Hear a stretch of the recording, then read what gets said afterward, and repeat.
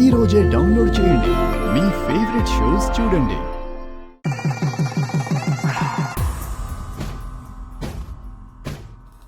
నేను తాళి కట్టను.